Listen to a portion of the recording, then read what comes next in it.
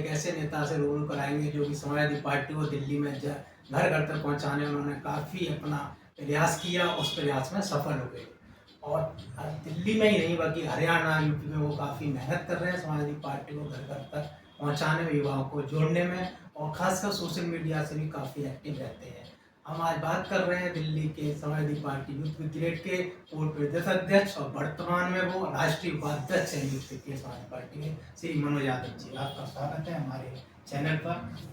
बहुत बहुत शुक्रिया चार भाई, आपने अपने चैनल पर हमें इनवाइट किया।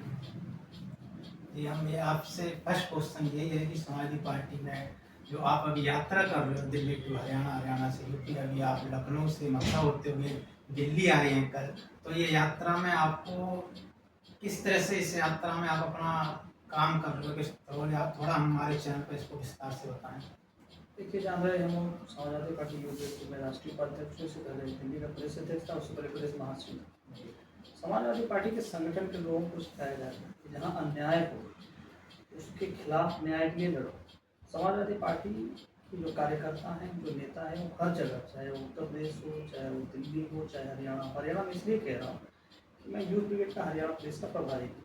पहले दिल्ली प्रदेश का अध्यक्ष था, मैं दिल्ली में रहता हूँ, जनपद मऊ से आता हूँ, तो मऊ उत्तर प्रदेश की राजनीति में। तो जहाँ पार्टी को हमारी जरूरत होती है, चाहे उस संगठन का काम हो, चाहे चुनाव से संबंधित कोई काम हो, पार्टी हमारी ड्यूटी लगाती है। हम जा करके माननीय अखिलेश यादव की जो भी आदेश और निर्देश होता है उसको निष्ठापूर्वक काम।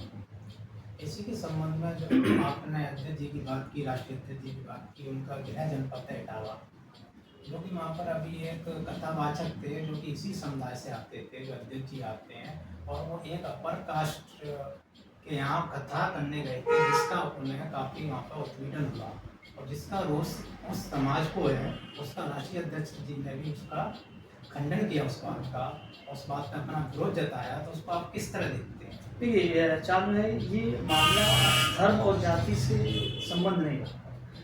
भारतीय जनता पार्टी से कोई तार्किक प्रश्न ना पूछ पाए, इसलिए जो लॉ एंड ऑर्डर के प्रश्न होते हैं, जो संवैधानिक कानून व्यवस्था के प्रश्न होते हैं, उससे बचने के लिए भारतीय जनता पार्टी उसे धर्म जाति में बांटने की कोशिश करती है। मैं आता हूँ, जो आप प्रश्न कर रहे हैं कि माननीय राष्ट्रीय अध्यक्ष जी का जनपद है इटावा, चूँकि जो सैफी उनका गाँव है जनपद इटावा में। जी। और जो मामला वहाँ का है, जो आरोप लग रहा है उन पुजारियों के ऊपर कि उन्होंने उस महिला के साथ अभद्रता की, जिसके विरोध स्वरूप उन्होंने उनके बाल मुड़वाए, जिस तरह की आगे मुंडन करवाए। पहली बात तो यह है कि ये प्रदेश सरकार, माननीय मुख्यमंत्री जी की, भारतीय जनता पार्टी की प्रदेश सरकार उत्तर प्रदेश के लोगों में ये भरोसा दिलाने में विफल रही है कि उत्तर प्रदेश में कानून व्यवस्था नाम की भी कोई चीज है। यदि किसी महिला के साथ कुछ गलत होता है तो उस महिला की प्रथम और प्राथमिक जिम्मेदारी होती है कि कानून का सहारा ले। तो मेरा प्रश्न ये है कि वहाँ के जिन भी महिलाओं के साथ बदतमीजियाँ हुई या बदसलूकी हुई, उस बदसलूकी के विरोध में उन्होंने कानून का सहारा क्यों नहीं लिया, कानून हाथ में क्यों लिया? एक बात। दूसरी जो सबसे महत्वपूर्ण बात है इस पूरे विषय में, उत्तर प्रदेश के लोगों का भरोसा कानून व्यवस्था से, न्याय से उठ चुका है। उत्तर प्रदेश की सरकार की व्यवस्था से लोग खिन्न आ चुके हैं। इस तरीके की जो बायस कार्रवाइयाँ हो रही हैं उससे लोग उब गए हैं।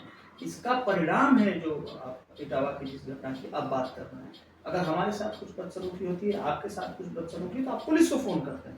उसके लिए बहुत सारे राज्यों में बहुत सारी व्यवस्था है, कोई थाना को फ़ोन करता है, कोई तहरीर देता है, कोई 112 डायल करता है। उत्तर प्रदेश से ये चीज़ें क्यों नहीं हुई?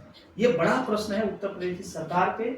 उत्तर प्रदेश सरकार उत्तर प्रदेश के लोगों को संरक्षण और सुरक्षा देने में विफल रही है, और इस विफलता को छुपाने के लिए, इस पे प्रश्न किया जाए, उसको छुपाने के लिए जाति और धर्म का आड़ ले रही भारतीय जनता पार्टी, उत्तर प्रदेश सरकार।